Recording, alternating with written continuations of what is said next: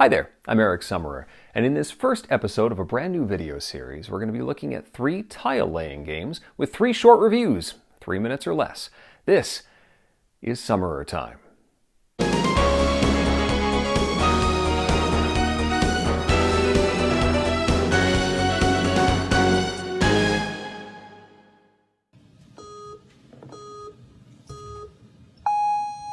City Builder Ancient World is a tile-laying area creation game in which players create districts of an ancient city with the goal of attracting settlers of various colors and building monuments to complete tasks and/or score points. The game has both competitive and cooperative modes, but both revolve around placing 1 tile per turn with the aim of completing districts bordered by these roads. Once complete, a district may contain landmarks in 1 or more different colors, including these wild statues, as well as vacant houses with white roofs. Each house can hold 1 settler, as long as that color's settler's requirements are met. A green commoner settler, for example, requires the green landmark and 1 other color. A red commoner needs red and 1 other color. So this completed district could hold both. These larger nobles are harder to place and require 2 landmarks of their preferred color in addition to 1 unrelated color. Purple commoners need 3 different colored landmarks, and the hard-to-place purple noble requires all 4 different colors. You don't need to place these nobles immediately upon completion of the district. You could wait for a future turn to see if a particular color settler becomes available or if your plans change. Also available to place are these monuments. They require a rectangular district exactly the size of the tile and require the landmarks shown on the tile. Like settlers, monuments can be placed right away or on a future turn. So now on to the differences between the cooperative and competitive game. In competitive mode, players race to build their districts and claim settlers from 2 settler boards, one between them and each of their neighbors. Only the closest settlers in each column are available, and as they're removed, they reveal points that will be scored at the end of the game. In fact, the last settler in a column may never be removed, so that it's clear which player has earned which points. So focusing on a particular column can severely limit the options for your opponent. Competitive monuments focus on earning points for conditions like differently shaped districts or particular colors of settlers. In co-op mode, players work together to successfully complete a certain number of cooperative monuments, while ensuring the city gates don't get overwhelmed with incoming settlers.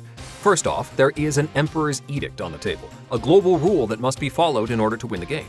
When drawing tiles at the end of a turn, players now get to choose from an array of face-up tiles. The settler tracks are flipped to the co-op side, where every turn a settler will be drawn from a bag and placed on one of the 2 tracks to either side of the player. If a common settler ever gets added behind a commoner of the same color, the 2 combine into one of those harder-to-place nobles of the same color. Only the settlers closest to the gate can be sent to the cities, and if a settler ever needs to be added to the 6th position, the players lose. Ultimately, players need to place and achieve a certain number of monuments, which can be placed at any point, just like in the competitive mode, but may have a goal or threshold that must be met before they count toward victory. If players complete the needed monuments while following the Emperor's Edict and keeping the gates from being overwhelmed, the team wins the game. The competitive game offers an interesting twist on tile laying, as players race to carve out scoring on their settler boards in a sort of tug-of-war with their neighbors, but I prefer the co-op puzzle. It's a nice balance between short-term emergencies and longer-term goal planning, and a twist on traditional tile laying. 7 out of 10.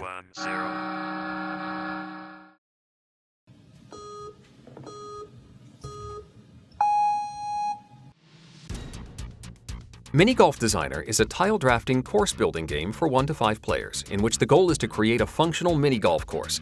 Players earn points for building within the land plot provided, connecting holes to one another in a logical pattern, keeping the difficulty of the course within the sweet spot, and catering to the whims of the random clients for each game. Each round, a number of feature tiles are drawn and put in order according to the numbers on the back. These tiles depict trees, straightaways and curves, putting greens and open space, and display features like ramps, pets, and people. In turn order, players claim one of the tiles, which will then determine the turn order for the next round. You can also pass and not take a tile, whereby you'll go first in the following round. Tiles need to be placed adjacent to tiles already in your course, which includes diagonally. You also need to match the features on the tile, connecting red course elements and green open sides to the same type. The number on the flag shows you how a tile affects the par of the hole. These 3 elements add up to a par 5 hole. You have 36 par cubes to spend for your entire course, and you get a bonus if you keep a hole between 3 and 5. You can get more cubes, but you'll pay a penalty at the end for each one. This continues round by round until one player has filled their land plot, after which they declare they are done and simply take a tile each round, which will earn them points at the end of the game. The other players may keep building their courses, but they will continue to give their opponents points each round. The game ends when everyone has finished placing tiles. Scoring follows a very straightforward list. Each person on your course, points.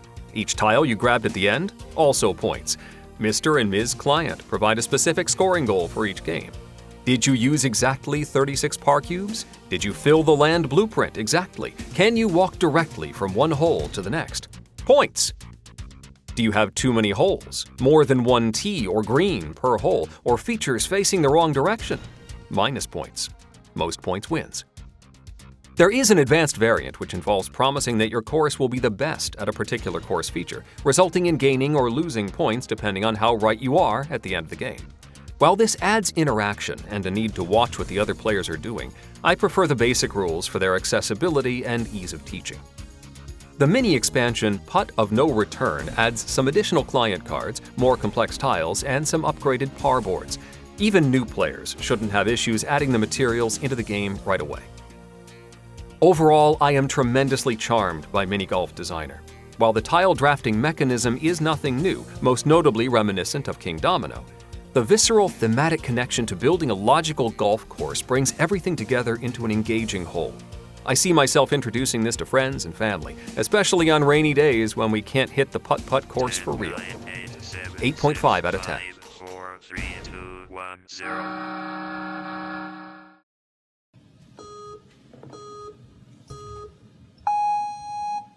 Umbra Via is a blind bidding, path building, and area control game for 2 to 4 players, in which players bid for the chance to control the placement of path tiles, completing regions and unlocking their soul flowers, with the goal of finishing their soul tile and winning the game. Each round, 4 tiles are drawn and placed on the bidding board, after which comes 2 rounds of blind bidding. Players draw 3 flowers from their bag, which they will place behind their screen on the space for the tile they want to win. Solid color energy flowers are worth 1 point each, while the pastel soul flowers are worth 2. However, the soul flowers won't stick around for the area control portion of the game. When bids are revealed, flowers are moved to the tiles up for bid, and then the process is repeated. 3 new flowers, new bidding, and a final reveal. Only then is the winner for each tile determined. Ties are broken using a tiebreaker ranking, though if you win a tie, you go to the back of the line. The winner gets to place the tile on the board, bringing all of the energy flowers on the tile with it.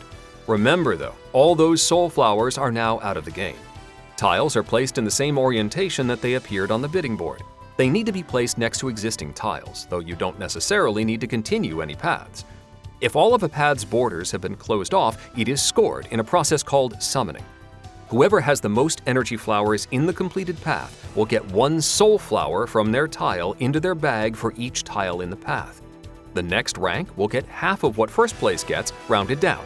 Third place will get half of that, and fourth half of that. So a long path can be worth a lot of flowers, but small paths will run out of rewards quickly.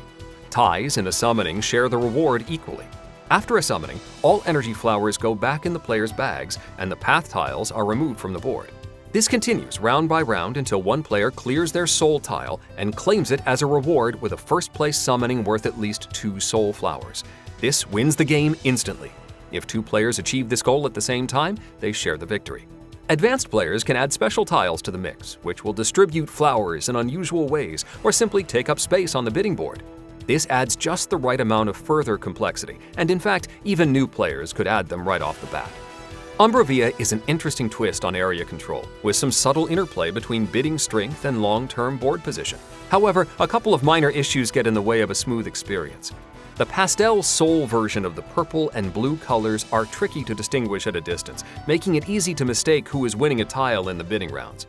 Secondly, some confusing wording in the rules implies that you should not rotate the tiles when you shuffle them, but if you do that, aligning the wording on the tiles, you end up with all similar tiles in identical orientation. It should be more clear that the orientation needs to be randomized during the shuffle and then locked in as they're placed on the board.